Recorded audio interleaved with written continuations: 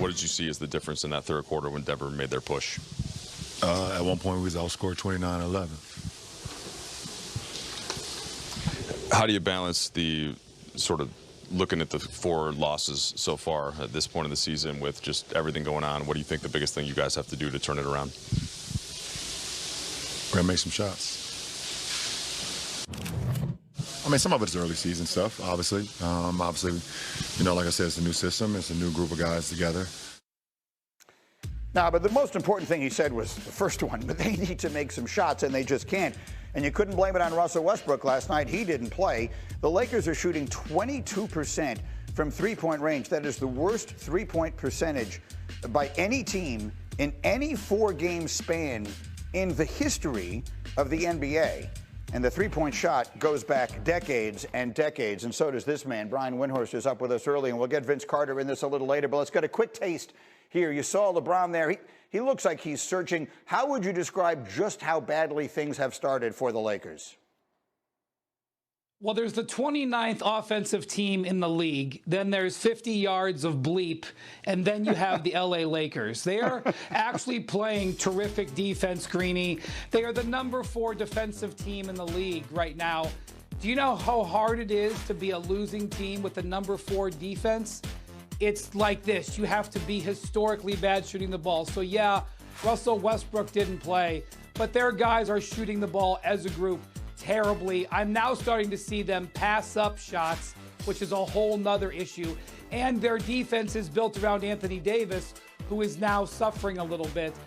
The last time we saw offensive numbers this bad, this sustained, was the 2012 Bobcats, who won 7 games, and the 2015 76ers, who coined the term trust the process. It's got to get better, Greeny, because it can't get any worse offensively for them. Be careful what you wish for, though, in that circumstance, Wendy, because it's not obvious. We're both choked up just thinking about how bad things are for the Lakers. Stay where you are. We're going to come back to you. We'll have Vince Carter in here a little bit later. We'll also, speaking of passing up shots, we'll show you what happened with Kyrie and Ben Simmons last night was the Nets playing in Milwaukee. So all that is on the way. But the weekend. On Woody there in Denver. Tim Legler joins us from Los Angeles. Tim, the Lakers. I don't know how long they're going to be a topic, man. I mean, look, they're the Lakers, so they'll be a topic all year. They're 0-4. Westbrook's been the early season punching bag. He didn't play, so this isn't his fault. I just want to know, for all the conversation about roster construction, about looking at the schedule and when are they going to win their first game, I just want to know, Tim, who are they better than right now? Right now, they're probably a bottom 5 team in the NBA. I mean, that's just being realistic and being truthful about it, because you're talking about a league built to spread the floor and shoot 30, 35, 43s a night. You just did not take the right approach with who you were going to put on the floor around your star players. I don't know what the fix is for this, because the only thing you could potentially do to keep your head above water, short of going out and making some roster acquisitions, which aren't going to be easy this early in the season, is to grind it out by being a great defensive team. And the problem they're going to have is, and you and I talk a lot of football, and it reminds me of a football team in this respect. When your defense is ready to play and they're doing their thing on an NFL game, and the offense has a series of 3-and-outs and turnovers, eventually that defense gets dispirited, they lose concentration, and they give up some big plays. You can't ask teams to grind it out defensively every night when you were that shorthanded in terms of firepower on the other end of the floor, while teams load up in the lane and dare you to shoot the basketball. It's just, you can see their body language change as the game goes on, and more of those shots are missed. So it really is mainly a personnel issue that is not going to be an easy fix anytime soon. Hey, what's up, guys? Jag from Jaggy Sports here. And I just want to say something. Congratulations to the New Orleans Pelicans. Why? As you can tell from the title of this YouTube clip, the Pelicans are about to draft Victor, the number 1 pick. Why am I saying this? Because they're like one of the top teams in the West, and could possibly go to the Western Conference Finals. Maybe in finals. I have no idea. But why am I saying this? Because when the Lakers traded for Anthony Davis, the Lakers gave away a lot of picks and some pick swaps right? That is what's happening in 2023. So basically, the Lakers, if they fall, and I kept telling you guys this last week, they're going to go 1-9. Their first win is going to come November 4th. When that happens, they are going to be a bottom 5 team. And it doesn't matter. I get it. They're like top in the defense and whatnot, but it's kind of like they have a great chance to get Victor, right? And so if they draft Victor, cool. But because of the pick swap, because of the Anthony Davis trade, they have to give him to the Pelicans. So right now, David Griffin and every single Pelicans fans, that's why I'm saying congratulations to the Pelicans, because most likely you will end up with Victor, right? You will end up with Victor, and that's just it. This guy is a transformational talent, and you put him up against, or not up against, you put him with Zion, you put him with Brandon Ingram, you put him with CJ McCollum. Oh my God. Pelicans look damn good. They look good now, right? And just imagine when this actually happens, because there's a great chance that Victor could get to the Lakers, because Lakers can draft number 1. However, because that pick swap, he has to go to the Pelicans, right? And even if it's Lakers fall to number 2, he's got to go to the Pelicans. So it just seemed like the Rob Pelinka is, you know, I had a funny caption, Rob Pelinka is working for the Pelicans. And quite frankly so, because at the end of the day, the guy is not willing to make a trade or not willing to entertain a trade before 20 games in the season. They're already 0-4. They're going to be 1-9, and quite possibly they could be like 5-15.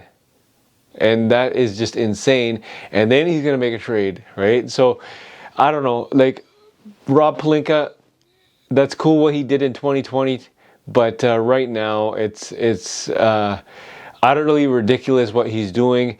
He's clearly waiting for the big trade, like Wendy said, waiting for a big trade, and don't expect the Lakers to make a trade.